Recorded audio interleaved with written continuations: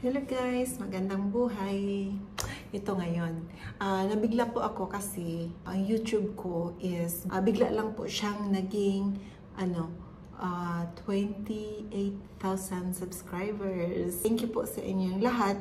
Gusto ko po sanang ipamahagi sa inyo, share sa inyo kung bakit naging bigla lang siya. Less than a week po siya naging 28,000 subscribers. O, diba?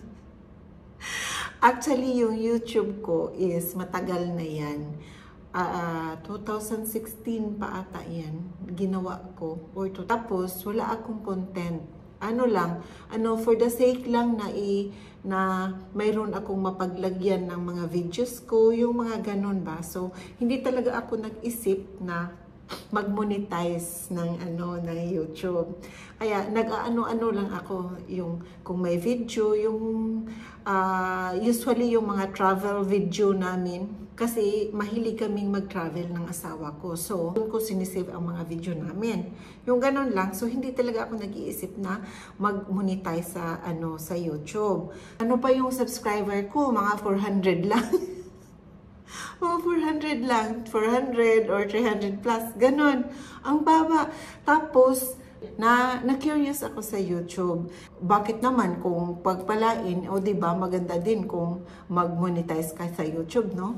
May nakapagturo sa akin kung paano magkaroon ng maraming subscriber. So, sinubukan ko.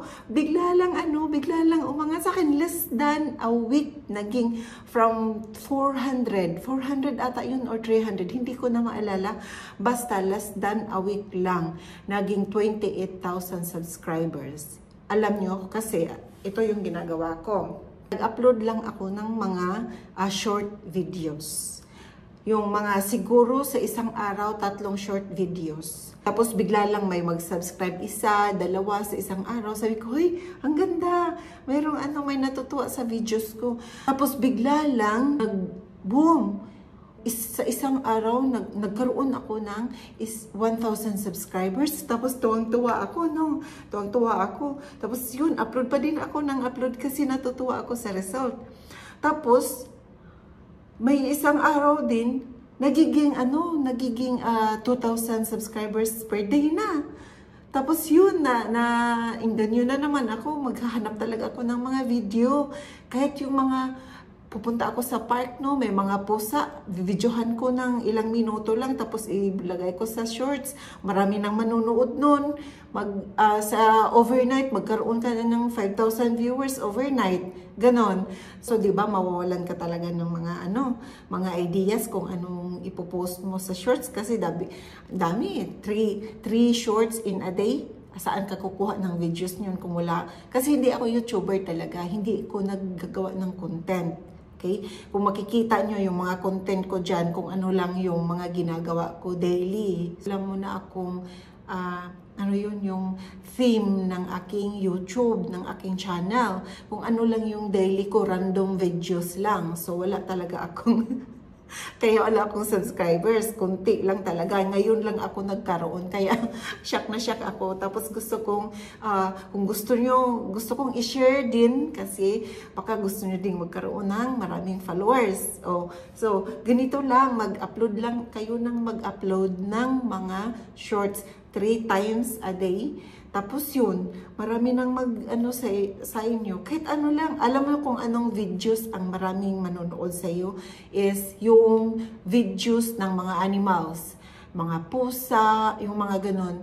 Dog, yung mga pets nyo, ganun. Kahit yung pagtakbo-takbo lang nila doon sa, magtakbo-takbo lang dyan sa sala, videohan nyo, tapos i-post nyo. Marami nang manonood yun, marami nang matutuwa. Ganun lang po ang ginagawa ko. Tapos yung minsan kasi, minsan kasi mawawalan talaga tayo ng content, no? Wala na tayong maiisip. Ang ginagawa ko din, maghahanap ako ng mga videos doon sa ibang platform. Tapos, maggawa lang na lang ako ng mga clips ng ilang seconds. Tapos, dugtong-dugtungin ko sila. For example, mga funny videos. Kasi, yun talaga ang click, yung mga funny videos. Dugtong-dugtungin mo yan, idugtong mo. Tapos yun, alam niyo kung ano, ang maganda, wag niyong habaan. So, gawin niyo at least 34 seconds, 35 seconds, ganun. Ganun yung napansin ko na maraming mag-views ng ating video. Yung mga 30 to 35 seconds, wag niyo nang pahabaan. Oh, tapos yun, dugtong-dugtungin nyo yung mga yung mga videos at saka lagyan nyo ng own opinion nyo or i-enhance nyo, ganon. Tapos yun na, bigla lang nag-boom ang ang aking YouTube. Nagiging, for now, nagiging 28,000 subscribers from 300. Yung napansin ko na nag-boom talaga ang marami nang nagsasubscribe, it's less than a week. Kasi dati last week, nagkaaroon lang 1 or 2 subscriber a day, natutuwa na ako noon. Tapos biglang within this week lang, just this week lang talaga, yung, alam mo yung, today is Thursday, no? Today is Friday, no? Today is Friday. So Monday, for example, Monday, nagkakaroon na ako ng 1,000 subscriber a day. Tapos the following day, nagiging 2,000. Tapos the following day, nagiging 3,000 overnight. So, yesterday and today, at least tatlong araw na 6,000 subscribers overnight. Ganon po.